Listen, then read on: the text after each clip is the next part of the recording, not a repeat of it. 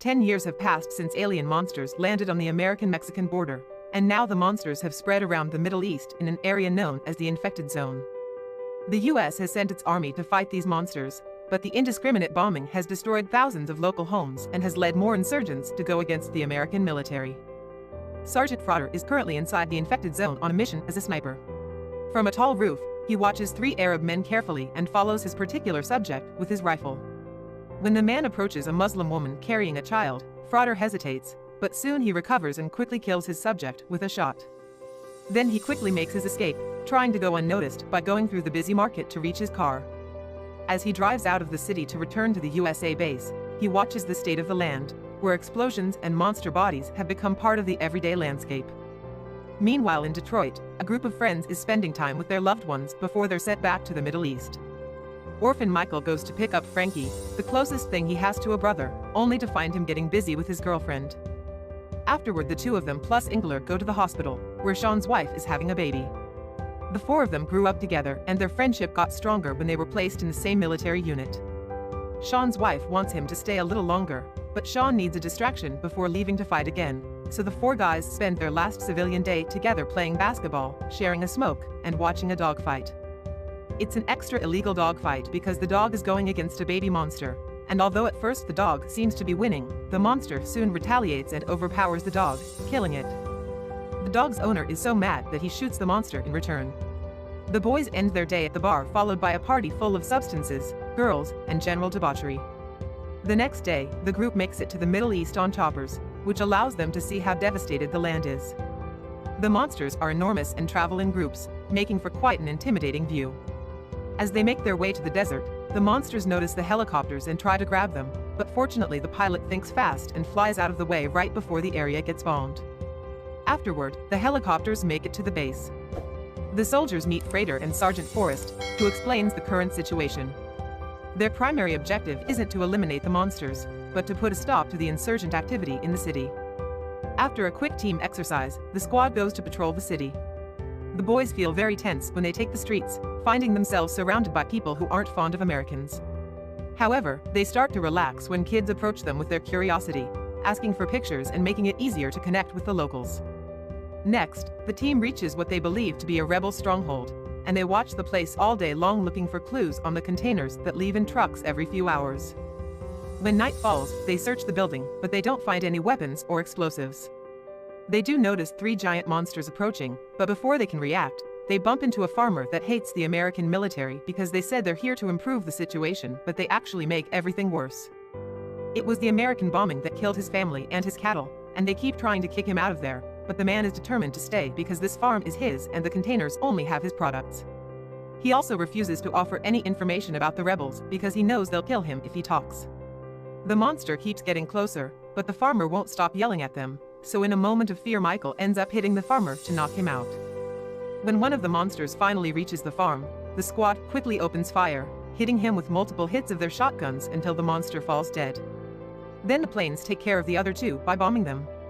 Afterward, the team returns to camp and Frauder yells at them for not having seen a civilian in time to stop him from getting in the way. They were lucky it was just a farmer, because he could have been a bomber. If the team isn't vigilant enough, they'll get the whole squad killed. Then the boys go to rest, and Frauder and Forrest discuss their old days, saying they weren't anything like the weak new generation. Frauder is in an awful mood and keeps drinking, so Forrest points out that Frauder has been here for too long and he needs to see his family again. This inspires Frauder to call his wife and asks her to put their daughter on the line, since hearing her is the one thing that gives him the strength to keep going. After 12 weeks of patrolling, the team gets a new mission. A fellow team is stuck in the desert infectious zone and lost all communication, so the squad has to carefully travel through an area full of mines and rebels to save them. Before they leave, they take a group picture as a memory in case not everyone comes back. During the trip, they witness a bunch of smaller monsters running around, and they are very surprised to see they won't attack. However, one of the cars accidentally crushes one of the monsters, causing the guys to get distracted and drive right over mine. The explosion heavily damages one of the cars and Sean immediately gets out, wounded yet alive, but unfortunately he walks right onto another mine. To make matters worse, the insurgents take the chance to surround them and open fire. The team hides behind the car for cover and fires back while carefully making their way to their hurt comrades. Frauder checks inside the car and is devastated to find Forrest already dead, while the others drag Sean's body over to check his wounds, discovering he's lost his legs. After bandaging him the best he can, the team picks Sean up and begins running towards the nearest building while Frater provides cover. The boys are so angry over what happened that they begin continuously firing without actually looking, and Frater has to yell at them to remind them to use their bullets carefully and aim precisely. While the team keeps defending the building, they try to contact the base for help, but they're told HQ doesn't have access to their position. Inkler tries his best to give Sean medicine and stop the bleeding, but sadly he's already lost too much blood and dies.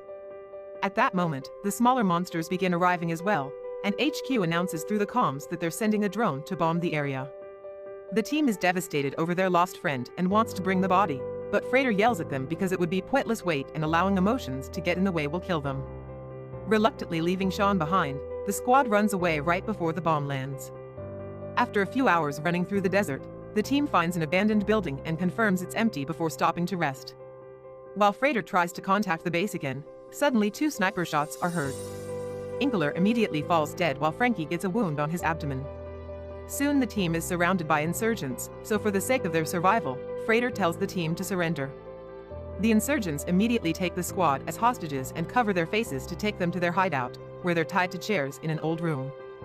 When the bags are removed, Michael and Frater are devastated to discover the insurgents want them to watch Frankie slowly bleed to death.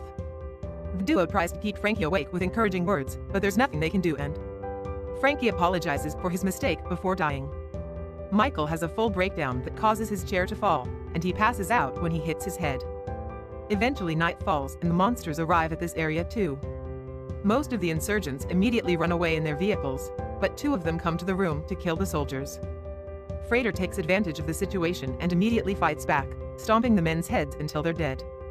Then Frater gets rid of the ropes on his wrists by cutting them on a broken window, takes the insurgents' weapons, and frees Michael, telling him to steal the bikes outside while he clears the building. Instead of leaving quickly though, Michael first frees Frankie to give him a proper goodbye. Hungry for revenge, he looks around the building until he finds the insurgent leader and begins beating him furiously with an iron bar until he's dead. After stealing some weapons, Michael rushes outside and finds a huge monster destroying the power lines. Noises from inside the building indicate Frater is fighting the insurgents, and Michael is so tired and traumatized by all this death that he covers his ears in denial as the monster begins hitting the building too. A few hours later, Michael and Frater are crossing the desert on the bikes they stole from the insurgents.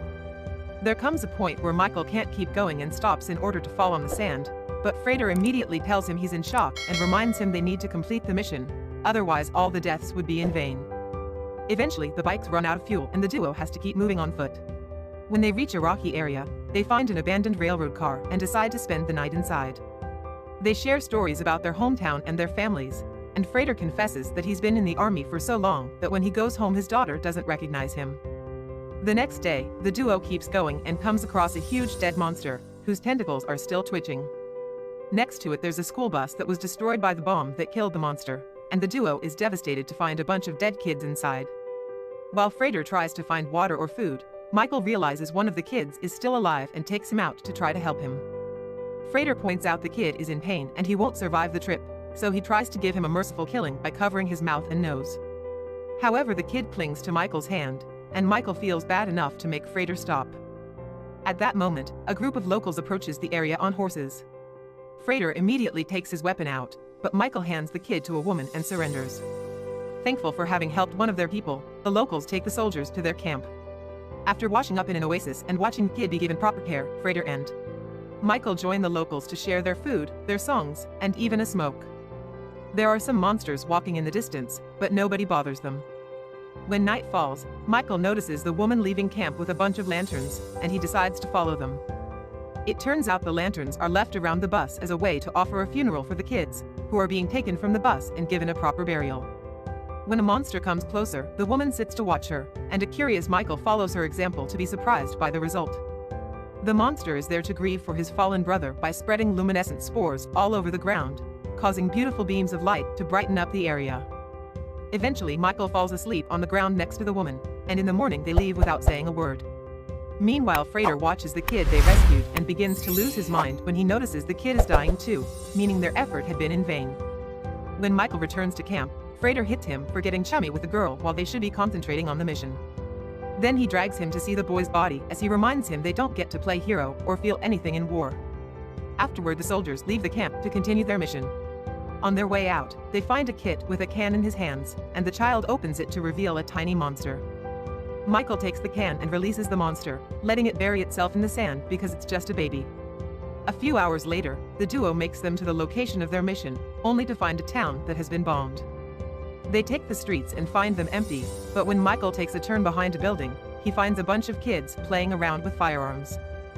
Frater demands to know where they find those weapons, and the kids take him to a building where it's revealed that the team they were supposed to save is already dead.